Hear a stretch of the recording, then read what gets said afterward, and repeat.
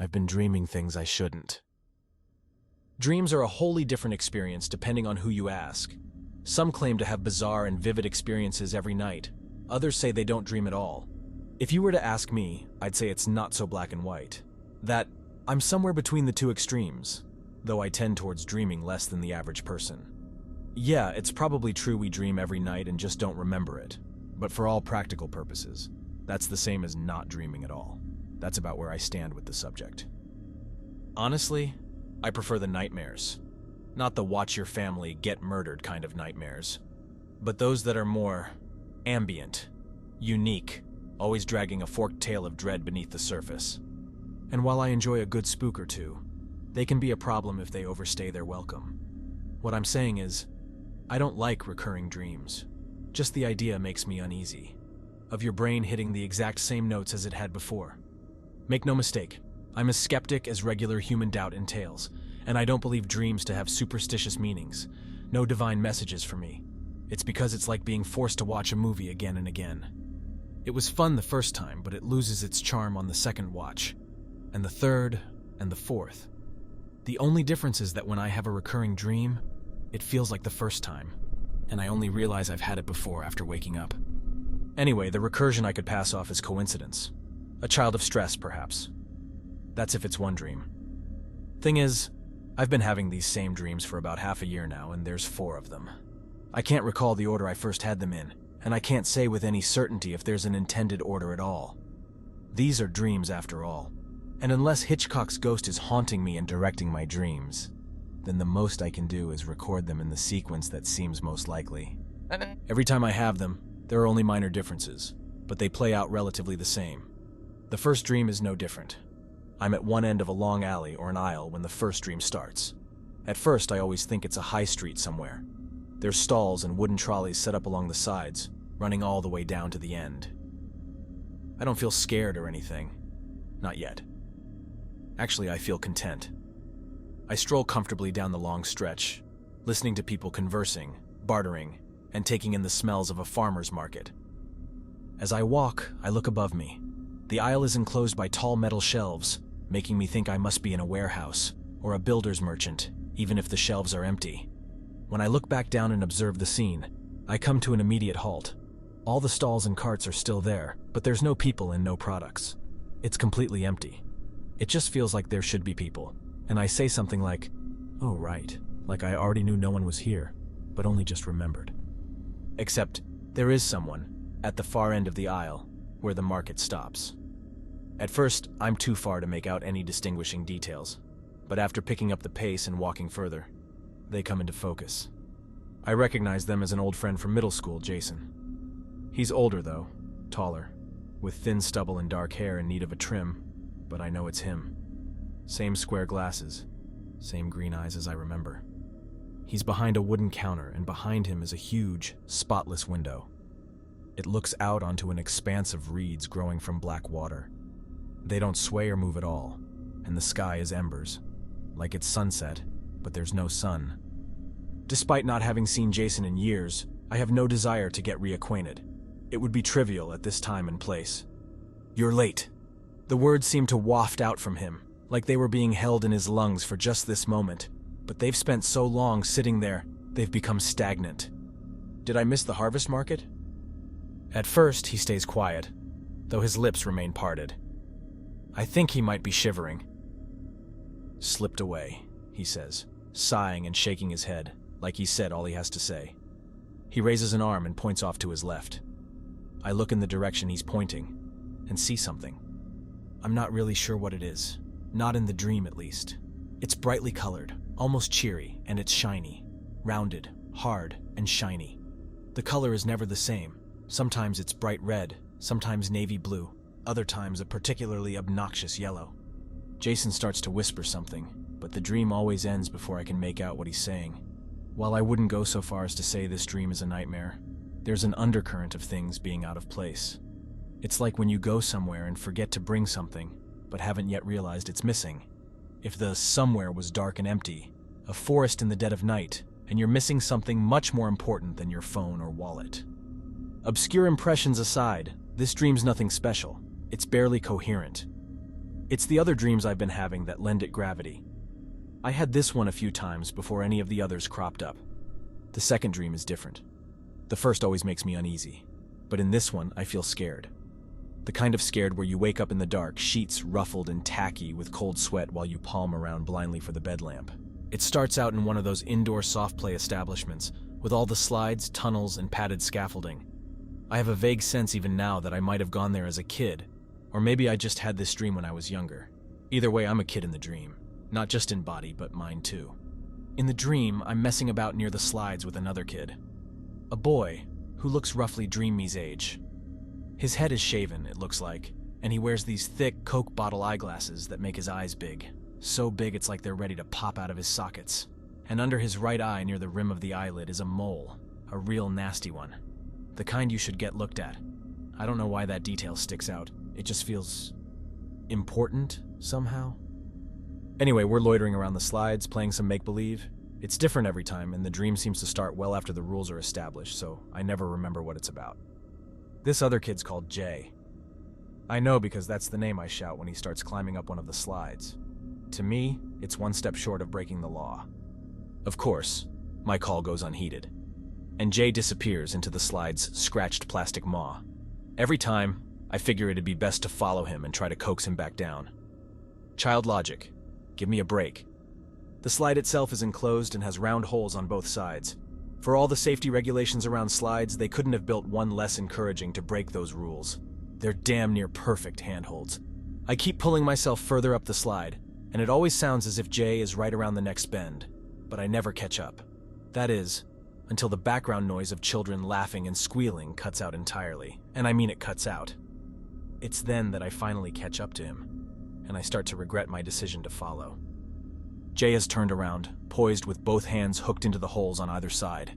Before the thought of asking what he's doing can reach my lips, he kicks me square in the chest, sending me down the slide in a ball of hurt and tumbling limbs. I'm not sure how long I'm stuck in this state. It feels like forever, even though it ends. God, I wish that was the end of the second dream, but I'm not so lucky.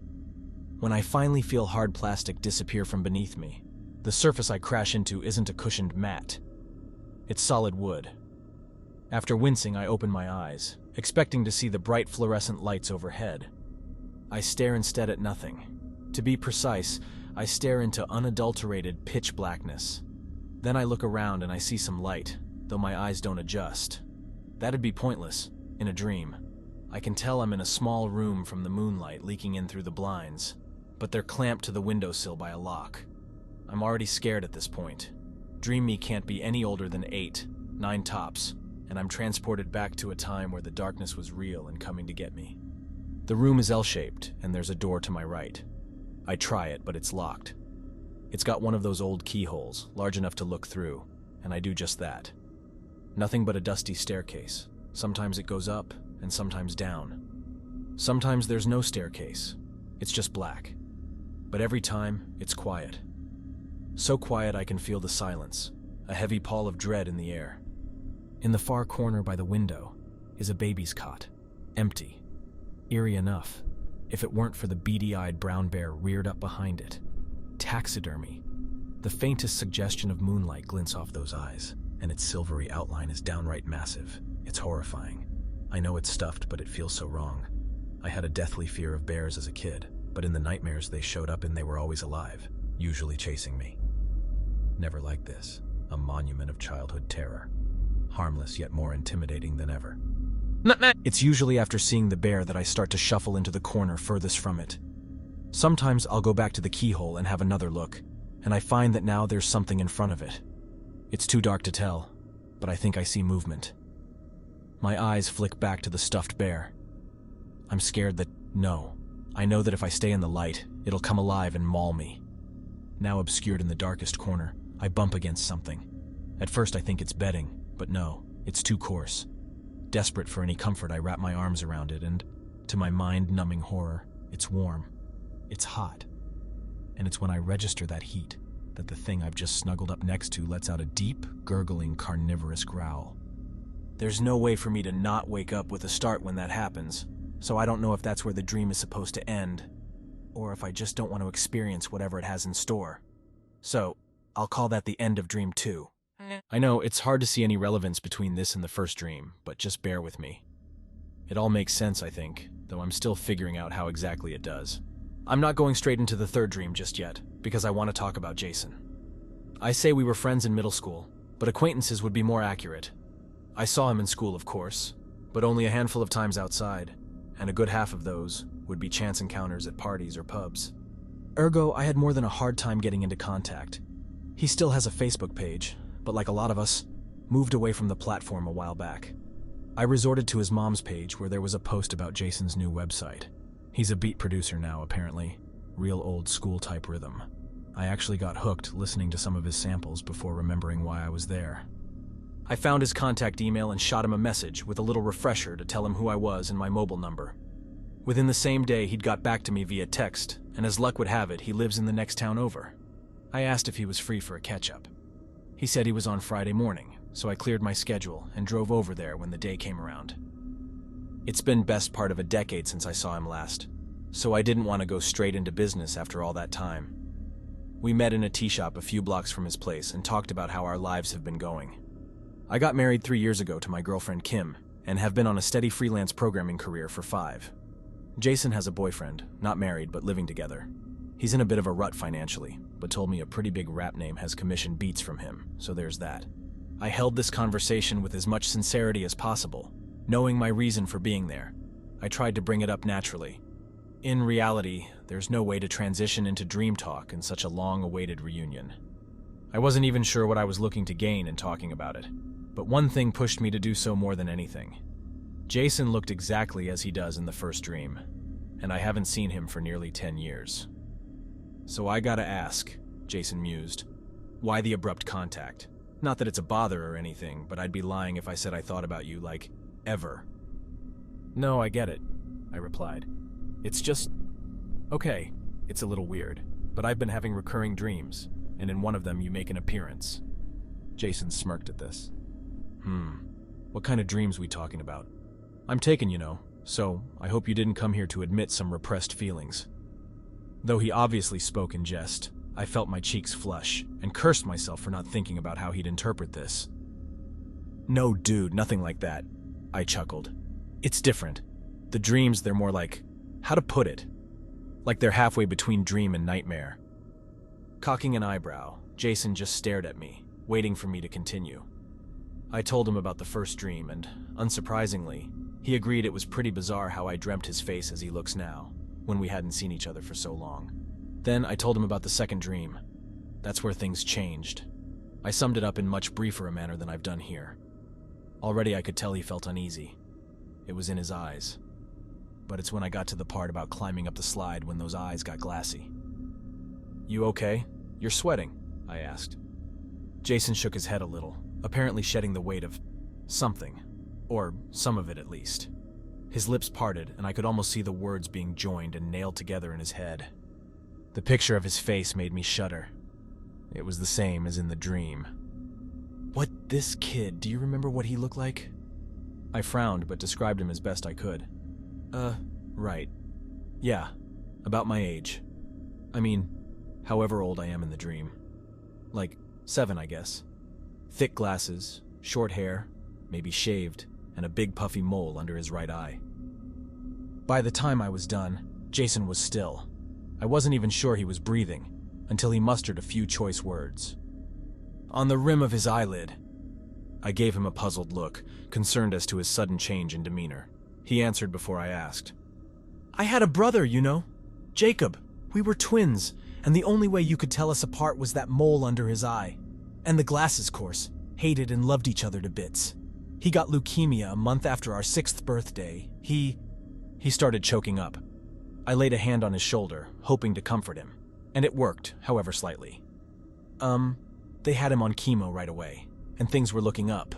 Beat it in under 2 years. His hair started to grow back, slowly, and I thought we were starting to look the same again. My mom took us out to one of those places, those fucking play places. I thought he'd break down again, but he raised a hand and steadied his breath. And he did it too. Climbed a slide, I mean. I didn't know what had gotten into him. Went after him, he knocked me back down, all that. But when my mom called for us to leave, We couldn't find him. Had the whole staff team searched that place top to bottom, and he was just gone. Not a trace. And the police search went cold from the outset. I struggled to find a response, and all I could do was ask the only thing on my mind. The burning question. Do you think I could have met Jacob once? He shook his head rapidly, flinging his hair in sweeps. We moved state after that. Mom and Dad couldn't handle it, and neither could I. You're born and raised, right? I can't remember ever coming here before we moved. So no, I don't think so. Then how? I asked, more to myself. Jason didn't reply. He only gazed off into the middle distance of his own mind. After sitting for a while, he sniffed and stood up from his seat. I gotta go. Then he left. I haven't heard a peep from Jason since. Then again, I haven't tried to contact him either. Without drawing any reckless conclusions, I don't know what to make of what he told me. I've heard that when you dream, your brain doesn't make new faces. They're all people you've met before, one way or another. Maybe it could blend faces together to make a new one. It still doesn't explain the whole scenario, how eerily similar it is to Jason's recollection. And like he said, I really don't believe I ever met his brother. I'm born and raised, whereas he only moved here after Jacob's disappearance. The name is different. In the dream, the kid's name is Jay, although I can imagine that being a shortening of the name Jacob. Jason's involvement in these dreams only reaches the first two. The third and fourth are different. The set of elements they contain is more concerning. Not because of any immediate threat, implied or otherwise, but because of who's in them. At the start of the third dream, I'm in the driver's seat of a car. I recognize the car, the texture of the steering wheel. It's in my driveway right now. What I don't recognize is the little boy sitting in the passenger seat. He hasn't got a booster seat, and while I feel he probably should, our destination is only a short drive from home, and I'm not worried. I already know this when the dream starts. Despite not knowing who this boy is, I talk and joke with him like I do know him. There's one detail that still sticks with me, and that's his eyes. Chestnut, with stark amber streaks, just like mine. I want to ask him something, but I don't, and I can never remember the question. Besides, I wouldn't have time because we've arrived. Thorn Gardens. I've been there before. It's only a mile or so out of town. It's a garden center. Kim loves her flowers and vegetables, and I've been sent on errand runs to the place more than once. When we pull into the parking lot, it's empty. Ours is the only car there, and after shutting the engine off, I find we were also the only source of noise. It's dead quiet now, the engine's off, and it makes me worried. Not about anything in particular, the air is just too still. Even the car doors slamming as the boy and I get out are jarring. When I see the entrance, so do I the man standing there. His outfit is bizarre, an insane cross between the overalls and button-up of a farmer and a neat tailcoat suit, the sort of thing worn by the stereotypical butler. It's all in one piece and it's immaculate, not a speck of dirt to be seen. I get the feeling he's been standing there, waiting for us for a good while, and it disturbs me. Then the little boy says something, and I look down to his face, full of excitement and wonderment, and brush the feeling off. The man nods and beckons the two of us inside, where he gives us a sort of tour of the place. The garden center is made up of several long, vaulted greenhouses, side by side with iron pillars in place of glass. Maybe I'm lost in nostalgia for such a place, or I'm just not interested in what the man has to say, because whatever he is saying sounds distant and almost ethereal, echoes lost in a boundless dream world. Time passes, and we wind up at the cactus section of the store. Here, our guide stops and turns, looming over the boy with his eyes set on him. His lips stretch into a smile that seems contrived somehow, and he always asks in a low, slightly impatient voice, "Would you like to see behind the curtain?" I look down at the kid, anxious to hear his response. I don't know why. It's like this is all a recording being played in my head because I desperately want to scoop him up and leave. The man feels dangerous. The boy squeaks a small, and the man outstretches a hand, which the boy takes gleefully. Every thought I have is screaming at me, but I don't move. I can't.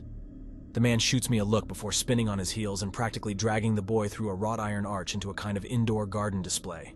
A circular patio bordered by a wall of cacti so dense I can't see inside. A few minutes go by in silence and the man returns, alone. Something breaks through inside me and I ask, "Where's Mitchell?" It's safe to assume that's the boy's name, though I don't think I've even met a Mitchell in my life. The man is staring into the distance, then looks at me like he forgot I'm here. That surprised expression crumbles away into nothing. His face is carved in stone, emotionless, like a lizard in a human body. He clears his throat, then says, "Slipped away." It's as if the floor's disappeared beneath my feet and is often enough to scare me awake. When it doesn't, the dream suddenly feels more real than before, and I launch myself at the man, planning to shove past him and get into the show garden. I ram my palms into him, and it has absolutely no effect. He doesn't move an inch. It's like I'm fighting a granite monolith. He doesn't react either, just keeps staring, vacant and without a hint of emotion. I do, however, manage to peer over his shoulder. This is as far as the third dream goes, and right before it ends, I see the show garden. Just as I thought, it's a circular patio, and when my eyes find the middle of it, I see something shiny, something colorful. Sometimes it's green, sometimes pink, other times it's a color we don't have a word for yet. You know those kinds of nightmares, the worst ones, where you lose something so vital that for the first few seconds of wakefulness, your world is shattered. Then you realize, of course, it was only a dream. That's what this one feels like. Like I lost something so important to me that trying to describe that importance with language and words feels less than pointless. That writing it out would be an offense to truth and reality. Though I suppose that's what I'm doing, isn't it? I don't have much else to say about this one, so I'll keep it brief and go right into the fourth and final dream I've been having these past months. I don't know what I expect to gain from this. I certainly don't think anyone can provide me help of any substance, no. I think having it all recorded so I can sit here and look at it, all at once, might just let me figure this out. Perhaps because it's the most recent, or perhaps it's the sheer terror of it, the fourth dream I can remember most vividly. I'm standing in the middle of my home street. Well, I recognize it as such, though there are minor discrepancies that are natural for dreams. The sky is dark except for the moon, which could be full, a crescent, waxing or waning, but always dim. Otherwise, the sky is empty. There are no stars, no blinking planes, no gliding satellites, nothing. The road is empty too. There isn't a parked car in sight. I don't hear anything either. It's so far past quiet that the silence screams in my ears, like the air itself is solid and collecting around my eardrums, weighing me down. That's why it's so strange that I feel a breeze, when I hear not a leaf upturned nor a blade of grass whisper. The breeze is hot, it's humid, and carries a raw, meaty smell. This detail sticks out to me. Supposedly, smells in dreams are especially rare, and less than half of us will smell anything in a dream in our entire life. On the thought of the wind and the leaves, I notice the trees. They're all bare, and I don't see any dead leaves on the ground. In fact, the trees look dead, husky and blackened, not like they do in winter. I'm walking down the road, along the white lines, though I'm not sure why. I guess it's because there's nothing else to do. I keep looking down at my feet, like I'm checking for something, or waiting for something to appear. I realize, at an indeterminate point, I'm holding someone's hand. It doesn't surprise me. It feels natural. It feels right. The person beside me is talking, and from the tone and timbre I can tell it's my wife, even if I can't make out any of her words. I go to look at her, but before I do, a lone street lamp flickers to life ahead, illuminating a manhole cover that has been partially slid off its hole. The sight stops me dead in my tracks. Kim, on the other hand, continues walking, with an added grace in her step. When she feels the tug of my arm, she turns, asking, "Aren't you coming?" To that I answer, "I don't know. Are you sure?" A particular melancholy shows in her face. Her eyebrows slant outwards, and she pouts a little, though the corners of her mouth suggest a rueful and deeply knowing smile. "You'll be left behind." I hang my head. I know. I'm sorry. I abandon wariness, and the pair of us walk over to the manhole cover. We guide each other's steps, almost like we're dancing in a slow waltz. After a few good paces, the street lamp's orange glow reflects off of something underneath the manhole cover. It's barely visible through the slit of a gap, but it looks hard and shiny. Sometimes it's blue or red or green or brown or black or white. The color stops mattering. Kim doesn't hesitate. She bends down, heaving the heavy iron disc aside. This is the only time in any of the dreams where I get a clear picture of this shiny object. This thing that is ubiquitous across them all. It's the mouth of a slide, like from a swimming pool or an indoor play place. It looks to curve and spiral downwards. The dread I feel in that moment is hard to describe. It feels like teetering on the edge of a whitewater rapid, thundering towards a waterfall, and some unseen predator is closing in behind me. Like there's no more options. Kim looks up at me, her smile now hopeful, then proceeds to pull herself into the slide feet first. I reach out for her, but it's too late. She vanishes into the darkness that's somehow thicker and denser than the already dark sky above. She leaves me all alone. I'm frozen. The longer I stand there, the worse I start to feel. The world is shrinking in on me. It's pushing from all directions. How long I stand, uncertain, varies from dream to dream. If I wait long enough, a noise starts up off in the distance. And if I keep waiting, it gets louder. It gets louder and louder until it should surely deafen me. But I hear it all the same. It sounds like the tired ticking of an old clock, a clock that's running out. Stress and fear notwithstanding, I never choose to follow Kim. I back away from the hole, and as I do, the ground works against me. It warps and tilts downwards, forming a cone around me with the hole at its core. When I still manage to maintain my position, the asphalt turns smooth. No, it's like it's been coated in oil. There's no grip or purchase to be had, and I slip helplessly towards the slide. The ground bends up and seems to swallow the sky, crashing down above me right before I fall into the slide's hungry maw. Darkness envelops me. I descend erratically, tumbling around random turns that don't seem to make any sense. I'm smacked and dragged across hard plastic, burning and often tearing my skin. Falling down the slide becomes my only reality. For as long as I can remember, the only sounds to accompany me have been those of my own. But as I slip down further and further, my ears are introduced to something else. It's vague at first, kind of like radio static. After dozens more painful bends, it grows clearer, and I can make it out. It's screaming, 100, 1,000. It's a million voices screaming in a united chorus of grief and pain and torture. They get clearer as I roll helplessly in the dark, less and less muffled until the point where I know, with unwavering certainty, that the next bend in the slide will spit me out into wherever those screams are coming from. I always wake up before that bend. Maybe this is all just coincidental, happenstance that the details all match up. And they are only dreams. That's what I hope anyway. To be honest, I'd be happy to stop having them and never think about this again. Unfortunately, I think I'm past that point. I mentioned earlier that our brains don't invent new faces in dreams. Sometimes it mixes features, but there's always a tinge of familiarity. I keep thinking about Jason and his brother. Sure, I've seen Jason before, but the version of him I remember is a teenager, not the one in my dream. Well, up until recently. His brother, though. I don't see how it's possible. It isn't. Then there's the third dream.